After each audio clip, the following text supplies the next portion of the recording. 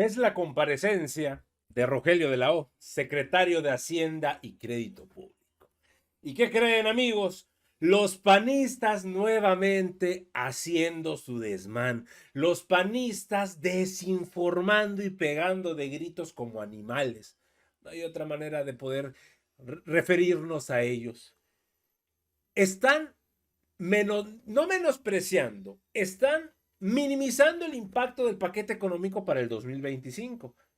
Y como lo pueden ver, les es muy sencillo armar show, la farándula, los gritos, el tomar la tribuna de esta manera.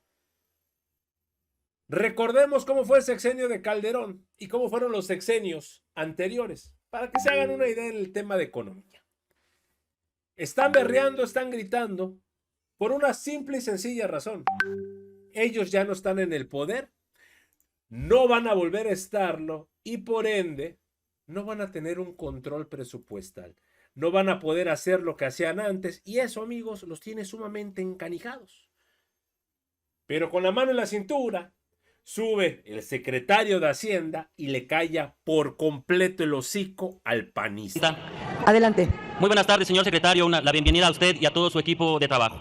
Señor secretario, este es el tercer paquete económico que presenta usted ante esta soberanía.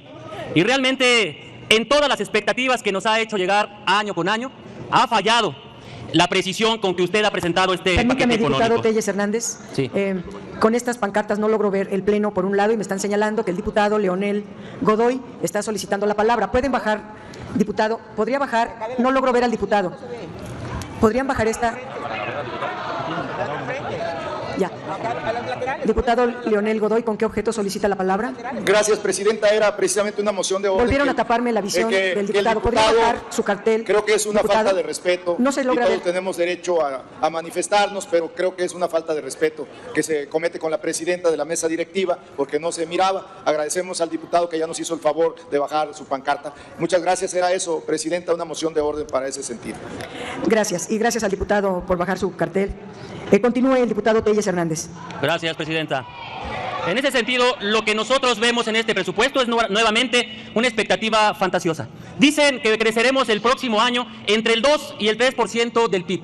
Nada más falso. Solamente hay que ver las expectativas de organismos internacionales financieros y de calificadoras evaluadoras crediticias que han colocado el crecimiento de México en por lo menos 1.3%. ¿Cómo creer que se dará este crecimiento económico si durante todo el sexenio de López Obrador tuvo un mediocre crecimiento económico en nuestro país de apenas el 0.9%? Muy lejos, por cierto, del 2.5% de Enrique Peña Nieto y lejos del 2.1% de Felipe Calderón. Usted sabe perfectamente, señor secretario, que de no cumplir las expectativas de crecimiento se apretarán las finanzas públicas. Y esto irremediablemente nos va a tener que traer como consecuencia la contratación de más deuda pública. Y en este paquete económico se vuelve a trazar la ruta de 6 años de este gobierno, de este régimen, que lo único que han imprimido como sello es la deuda pública. Y hagamos un recuento. En toda la historia de México, para que lo entienda el auditorio, en toda la historia de México, la deuda pública ascendió a 10.5 billones hasta el año 2018. Y tan solo en 7 años de este mal gobierno se acumularán prácticamente 6.7 billones. Con esto quiero decirles que cerrará el 2025 con 8.3 billones de deuda adquirida únicamente por este gobierno. Es un crecimiento prácticamente del 80% en deuda. El sello característico de estos gobiernos es endeudar a los mexicanos. Y por cierto, señor secretario, los recortes son incomprensibles. No podemos creer que este paquete traiga un recorte a salud con 30,000 millones de pesos cuando hay 50 millones de mexicanos con carencias básicas en materia de seguridad, cuando no ha funcionado la megafarmacia que apenas surte 3 recetas en promedio al día, cuando no ha funcionado el sistema de salud y se han dejado hasta 15 millones de recetas médicas sin surtirse.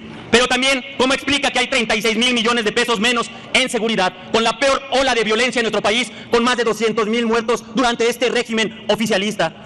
Y la presidenta le falló a México y le falla también al Congreso. Va al G20 a hablar de medio ambiente cuando aquí en México se le recortan recursos al medio ambiente por 26,000 millones de pesos. Es una gran incongruencia hablar de esto. Pero por si fuera poco, ¿qué pasa con la educación superior en nuestro país? No es posible que hoy se pretenda hacer un recorte de 5,300 millones de pesos a la UNAM, 3,000 millones de pesos menos al Politécnico, 350 millones menos a la UAM, 900 millones menos a la Pedagógica Nacional, todas escuelas públicas de nuestro país. No nos podemos explicar dónde está el error cuando deliberadamente se le recortan recursos a 11 instituciones de educación superior. Pero casualmente el error trae un incremento de 1.400 millones de pesos a las universidades creadas por este régimen, en donde solamente hay adoctrinamiento político, como son las universidades Benito Juárez. Por eso, presidente, también nos sorprende que en el sistema ferroviario que anunció la presidenta venga incluido el tren del despilfarro, el Tren Maya, el hoyo fiscal que no tiene llenadera, 40.000 millones de pesos más al Tren Maya cuando se supone que ya estaba terminado. Esto hará que este tren del despilfarro termine con 560.000 millones de pesos en su construcción, un sobrecosto considerable de 3.5 veces el costo original. Termino con mi pregunta, señor secretario. ¿Cuáles fueron los mecanismos? ¿Cuáles fueron las directrices? ¿Cuáles fueron los datos macroeconómicos y microeconómicos que se tomaron en cuenta para quitarle recursos a salud, a seguridad, a la UNAM, al POLI, para darle al Tren Maya y dejar en el desamparo a miles y millones de mexicanos? Señor diputado. Es cuanto, presidenta. Muchas gracias. Están haciendo referencia las de la agencia Moody's. La agencia Moody's nos tiene hoy en grado de inversión como país. En su reciente boletín menciona que va a cambiar la perspectiva de México de estable a negativa. La perspectiva, pero no la calificación de la deuda soberana. La perspectiva quiere decir que están enfocados en temas de mediano plazo, más que en el corto plazo, que es la comparecencia que hoy me ocupa a mí, que es la del año 2025. Por supuesto, el año 2025 pertenece a un marco de mediano plazo que, como ya les explicaba, contiene la continua consolidación para aterrizar en un déficit fiscales del orden de 2.9%, como la tienen hoy los criterios de política económica. En ese marco está el presupuesto de 2025, está aterrizando en 3.9 y el año que entra continúa a 3.2% y después a 2.9%. Es decir, estamos haciendo un planteamiento gradual para lograr esa consolidación fiscal. La agencia Moody's se refiere a temas que no están en la comparecencia del secretario de Hacienda, pero que seguramente van a estar en otras presentaciones que harán los colegas del gabinete, y no quiero yo aquí dar ningún elemento que confunda o que se preste a que alguien opina algo distinto. Pero en lo que se refiere a la calificación de deuda por el presupuesto público, pensamos que el presupuesto de 2025 responde adecuadamente a la necesidad de dar certidumbre sobre si México era capaz de reducir su déficit fiscal en un monto significativo o si no era capaz. Y eso se responde ya con el presupuesto de la Federación de 2025, y en ese presupuesto está una reducción de 2 puntos porcentuales del Producto Interno Bruto, como ya les mencioné, que es bastante significativa. Me voy a referir más adelante a otras preguntas que aquí se plantean sobre los ingresos tributarios que merecen una respuesta, pero la mantengo como un tema que ahorita voy a ahondar. Jalisco. Las transferencias federales a Jalisco en el año 2025 son 139.000 millones de pesos. Hay un incremento con respecto a 133.000 millones en el año 2024. Además de eso, la entidad federativa tiene convenios de descentralización que se proyectan con una suma global de recursos de gasto federalizado alrededor de 150.000 millones de pesos en 2025. Es cierto, es un estado grande, es un estado muy productivo. Sin embargo, es un estado que tiene una dependencia demasiado alta de las participaciones federales, de 86% del ingreso, que es muy alta para un estado como Jalisco, pero no voy a hacer aquí un juicio de cada entidad federativa porque son a final de cuentas soberanas. Lo que les puedo decir es que en la Secretaría de Hacienda tenemos mucho interés en apoyarlos para fortalecer su recaudación local, y eso lo vamos a hacer con mucho gusto para que esta dependencia del ingreso federal reduzca de 86% a un porcentaje que sea más, que refleje mejor la capacidad económica del estado de Jalisco. Hay otras preguntas que tienen que ver con el campo. En efecto, nosotros, la Financiera Nacional de Desarrollo, en el año 2022-2023 ya estaba entrando en una situación que iba a amenazarnos con un quebranto mayor al que hubiera sido posible en ese momento. Entonces, el presidente López Obrador nos pidió examinar la posibilidad de liquidarla. Cuando la liquidamos, la financiera solamente representaba el 1.4%, cubría el 1.4% de las unidades agrícolas según el INEGI. Entonces no había logrado realmente una penetración mayor. Traía una cartera vencida de 26.2%, que para cualquier entidad financiera ya es una señal roja de baja la cortina lo más rápido que puedas. Y tenía una dependencia de cartera de 49.8% solo en 10 clientes. Era una dependencia demasiado alta y por lo tanto un riesgo muy alto. Ahora bien, no desapareció, sino que nosotros hemos procurado que la cartera se vaya transfiriendo al FIRA, que es el fondo que tiene como fideicomisario al Banco de México, y seguimos empeñados en ese proyecto. En el año 2025 vamos a buscar potenciar nuestra participación Secretaría de Hacienda en FIRA para que potencie aún más el crédito al campo. Dicho todo lo anterior, las cifras del campo que hay que tomar en cuenta para efecto de preguntarnos y respondernos si el gobierno está comprometido con el campo, les menciono los programas que tienen que ver con el campo. Sembrando Vida, 39.100 millones de pesos en 2025. Fertilizantes, 17.500 millones de pesos. Producción para el bienestar, 16.300 millones. Precios de garantía a productos alimentarios básicos, 12.500 millones. Programa de abasto rural a cargo de DICONSA, 2.560 millones. Sanidad e inocuidad agroalimentaria, 3.640 millones. Programa de fomento a la agricultura, ganadería, pesca y acuicultura, 1.600 millones. Programa de abasto social de leche a cargo de DICONSA, 1.480 millones de pesos. Todo esto constituye nuestra participación en el sector agroalimentario, directa o indirectamente, y concretamente en el sector rural. Estamos comprometidos con el sector rural y vamos a seguir manteniendo nuestros programas cuando hemos visto que son programas que son efectivos para el productor. Me voy a referir a otra pregunta puntual que se refiere a la inversión pública, en donde se está enfocando en sectores y regiones. Y les comento, los sectores de inversión pública de infraestructura, la total son 531.000 millones de pesos. De esa inversión tenemos infraestructura 127.000 millones, enteramente a cargo del presupuesto, 40.000 millones por parte de la Secretaría de la Defensa en proyectos de infraestructura, también a cargo del presupuesto.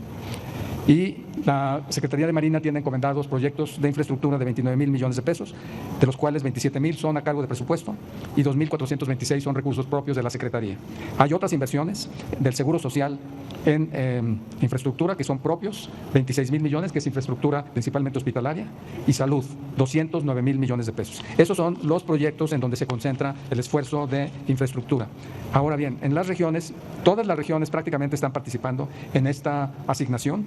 Cito: Veracruz, 5.840 millones, Tabasco, 5.187 millones, San Luis Potosí, 1.840 millones, Oaxaca, 18.967 millones, Guanajuato, 1.253 millones, Ciudad de México, 11.958 millones, Chiapas, 2.002 millones, y en montos menores, Baja California, Campeche, Estado de México, Jalisco, Michoacán, Nayarit, Nuevo León, Sinaloa, Sonora, Tamaulipas y Tlaxcala. Esa es la respuesta a la pregunta de en qué regiones está concentrada la actividad de financiamiento de infraestructura en el presupuesto 2025. Contesto otra pregunta que tiene que ver con el subsector carretero. En el sector carretero, nosotros estamos dedicando hoy 35.680 millones de pesos. El total de proyectos carreteros que son directos por el presupuesto son 20.000 millones, como aquí se dijo. Pero además hay 15.684 millones que son proyectos de asociación público-privada y proyectos PPS, que son proyectos para prestación de servicios, que son los proyectos que estaban vigentes antes de la llegada del gobierno en 2018. Y en conjunto el subsector carretero sigue teniendo gran importancia para nosotros como motor de movilidad y dinamismo. Las líneas de acción de este proyecto en 2025 son mantener también el programa de caminos de mano de obra, continuar la construcción, mantenimiento y modernización de la red federal de carreteras, concluir obras carreteras que están pendientes, continuidad de proyectos de asociación público-privada y prestación de servicios, así como liberación de derecho de vía y aumento de la red de caminos rurales y carreteras alimentadoras. Esas son las líneas de acción en el sector carretero. En efecto, se menciona que el sector ferroviario está recibiendo una asignación de 92.000 millones de pesos. Este es un sector muy importante porque nos asegura la conexión física entre diferentes regiones, prioriza el transporte público, reduce el impacto al medio ambiente y contribuye a mejorar la movilidad urbana. Esta movilidad de transporte masivo está orientada a mejorar la calidad de vida de las personas y vincula centros poblacionales y reduce los tiempos de traslado. Las líneas de acción en el sector ferroviario es continuar con el proyecto del tren interurbano México-Toluca, que todavía tiene una parte pendiente La ampliación de la línea 1 del tren suburbano Lechería-Jaltocan, Aeropuerto Internacional Felipe Ángeles, que es una línea potencialmente muy importante por su conexión posterior con otras vías al norte de México. Implementación del transporte de carga, como les mencioné, en el Tren Maya. Construcción de nuevas líneas de trenes para pasajeros. Fortalecimiento del transporte de carga por ferrocarril y desarrollo de los proyectos del tren del Aeropuerto Felipe Ángeles Pachuca, México-Nuevo Laredo y Tren México-Guadalajara. Esta es la línea que tiene el sector ferroviario en el año 2025. Les puedo compartir que en el programa de conservación de reparación de carreteras federales tenemos un plan para restaurar cerca de 44,000 kilómetros de carreteras federales que recorren 32 estados del país. Esta es la agenda carretera y ferroviaria en 2025. Me voy a referir a una pregunta sobre la igualdad de género y si el presupuesto... De esa manera, Rogelio Ramírez de la O, secretario de Hacienda y Crédito Público, pues le mete el zape al panista que estaba haciendo su show, maroma y teatro. Y todo mundo, bueno, no todo mundo, los opositores y los medios dicen, la calificación de Moody's es lo peor que pasó y es durante el sexenio. Se los acaban de explicar. A ver si no necesitan, amigos, peras y manzanas. Hasta aquí la información al momento, espero que haya sido de tu agrado. Si te gusta este contenido y te gustan estos videos, apóyanos suscribiéndote y regalándonos ese poderosísimo like. Yo soy Pedro para Radar Político y te agradezco el tiempo que me regalaste para ver este video y nos estamos viendo en una nueva transmisión. Recuerden, amigos, seguimos evolucionando junto a la 4T. Que sigas teniendo un excelente día.